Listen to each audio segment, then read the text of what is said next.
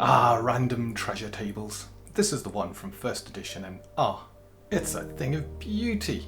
You got your treasure types from A down to Z, some designed for single creatures, others designed for layers and groups of creatures. And they're simple. They just simply work. There's a percentage chance of coins appearing, and if those coins appear, a random number, and whether it's thousands or hundreds of coins appear. Yes, back in the day, treasure piles certainly earned their name. They were huge, vast. A dragon's hoard was truly a dragon's hoard. That in itself led to a lot of other problems, like an inflated economy and this ridiculous situation where you live in a world where there are quite literally tens of thousands of gold littered about the countryside, guarded by some nasty creatures admittedly, but peasants live on pennies a day. Still, beautiful table. The numbers obviously related back to the treasure that would appear on a creature, and as we can see, the Lich has treasure type A, so that gives you an indication. You pop a Lich into a dungeon, what kind of treasure would that Lich have? What treasure would the party get for defeating that creature? Again, nice and simple. But already we're beginning to see a problem here. When you came to randomize the treasure, say there were 3 magic items, like the Lich has, you simply roll a percentile dice, and that tells you which table then to roll on, whether it's potions, scrolls, rings, rod staffs, wands, miscellaneous magic, armor, shields, or swords. Yeah, swords had a lot of love back then. And then you had further tables to roll on, and nothing was gated behind your level. A first level adventuring party, if the DM is truly using a randomized, no-fudged system, could potentially find a Holy Avenger. It would be incredibly unlikely, but it would be possible. But the system assumed, as the Dungeon Master, you would provide common sense to this. If you randomized something that was going to unbalance the game, wasn't appropriate, didn't feel right, you could obviously just simply ignore it, roll again. But there were the horror tales of the times of DMs that put in items that were far too powerful, and I will put my hand up here, I was one of them. I loved to see what was randomized, and then I loved to see the chaos it would cause by just popping it into the adventure. I mean, after all, the party earned it, didn't they? They defeated the creature. It got randomized. But also, what sort of story was behind that item? Why was a powerful item within a lair or within a treasure hoard? Were there other people looking for it? Would there be a consequence to the party taking that item and using it? There are many adventures I recall with great fondness where a slightly overbalanced item created a memorable moment. And there are many where that overbalanced item created a real headache. As many times as it provided a memorable occasion, a moment of levity, there were those times where that item created an unbalanced situation, a headache for me as the DM, and a real problem, but one that, sat down talking to the players, could be resolved. As we moved to 2nd edition then, the tables remained A to Z, and they were pretty much, well, as you can see, treasure type A, 30% chance, any 3 items would appear. And that would be any 3. You simply roll and add those items to the hoard. But again, this was not gated behind your level. If you earned the treasure, you could roll. And just looking at this, wow, say you managed to roll a 42 on percentile dice, 1 in 100 chance that there is a staff within that hoard, and then a 1 in 20 chance that it is a staff of power, or another 1 in 20 that it's a staff of the Magi. Wow, instantly you're creating, or rather putting in, incredibly powerful items. The joy I had populating a dungeon, building an encounter tough for the party to defeat, requiring clever tactics and thinking, to then populate the hoard. It was amazing. They were great times. And then came along 3.5, and they had their slightly gated system. Your level now mattered.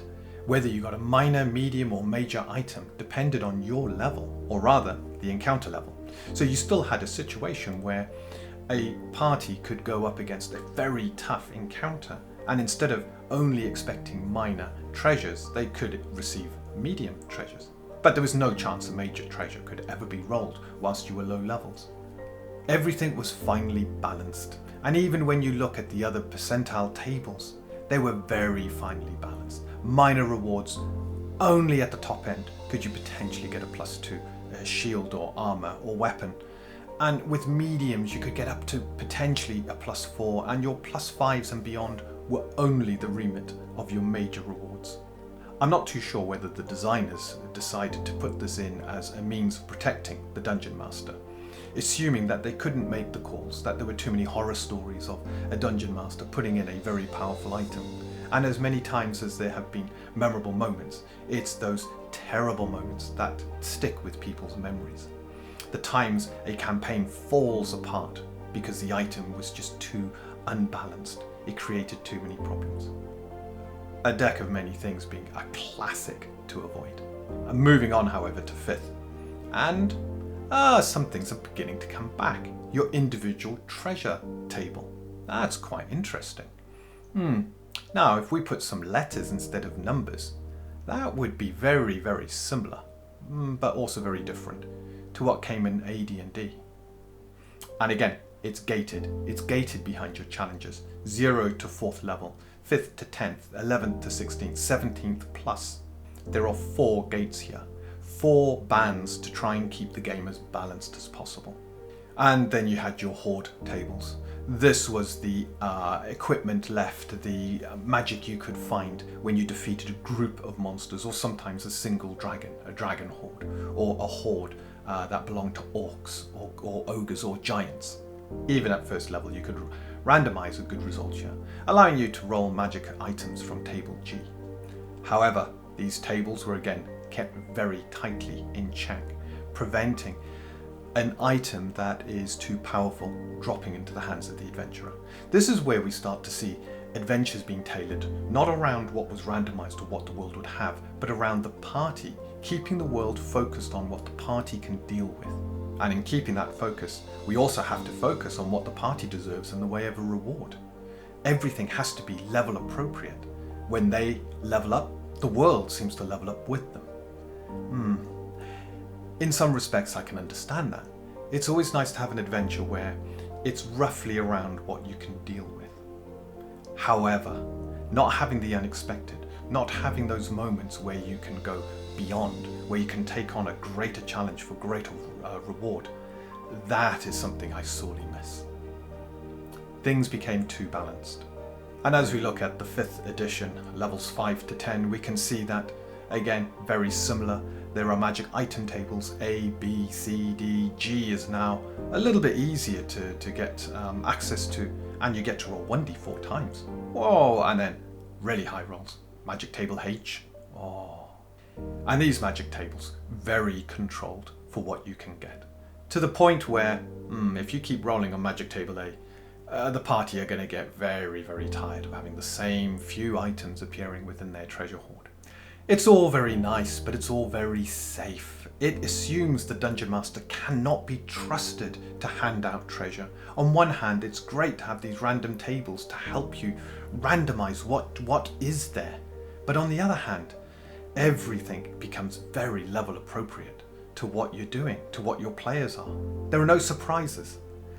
Nothing that could create a new story, send a party in a different direction. The players begin to become aware of what they should expect.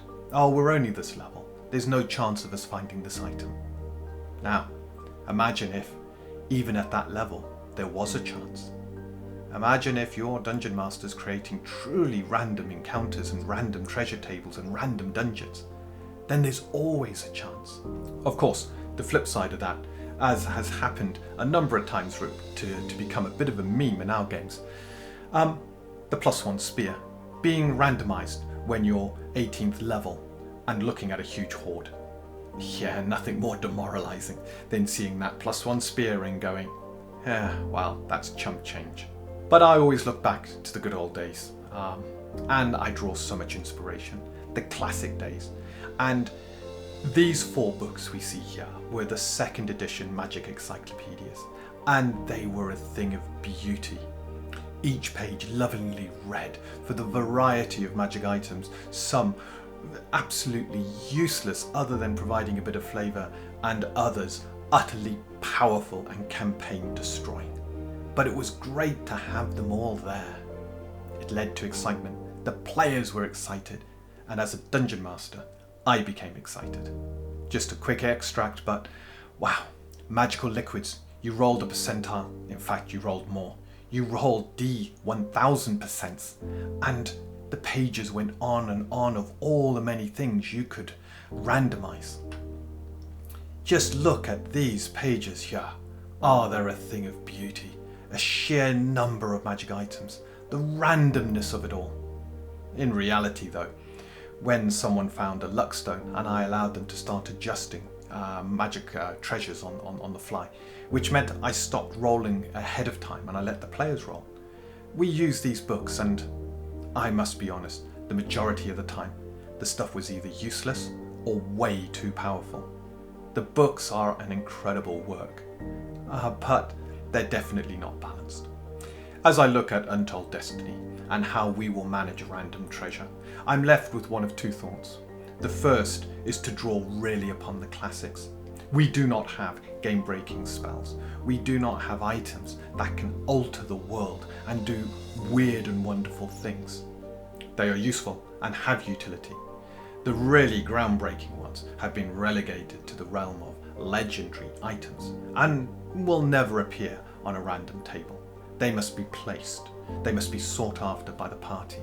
They are typically never randomly found, but become icons that the party strive for. But it has left me in two minds.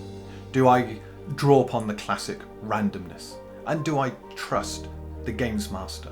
They have the understanding of what will work or not work. There are already some safeguards in place with Untold Destiny. The aura system being used to power the enchantment, making the item usable. This will limit how many items you can have. The more powerful the item, the more aura it takes. So even if you found a powerful item, you might only be able to equip one, whereas someone else can equip a couple of normal items. But it brings me back to my thoughts. Do we go gated? Do we make sure that you cannot find a greater enchantment unless you reach a certain level? Or do I look back at how they were done in the classic days?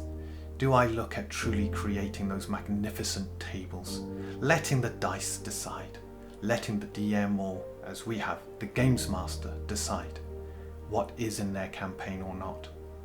Put the power back in their hands, not in the hands of a table that is very gated, that creates a world that only levels when the party levels. I love random treasure tables. They're a thing of beauty. And when you're creating something, to roll on those tables, to see what is in that dungeon, what have those creatures managed to gain from defeating foes and opponents, you then roll that big powerful item and you're there thinking, how did they get it? How is it here? Maybe a great hero once died here. The item is within the hero's hands and they have tried to take it but have died attempting to do so. Stories now begin to be created around the treasure you're putting in there. I love random treasure tables.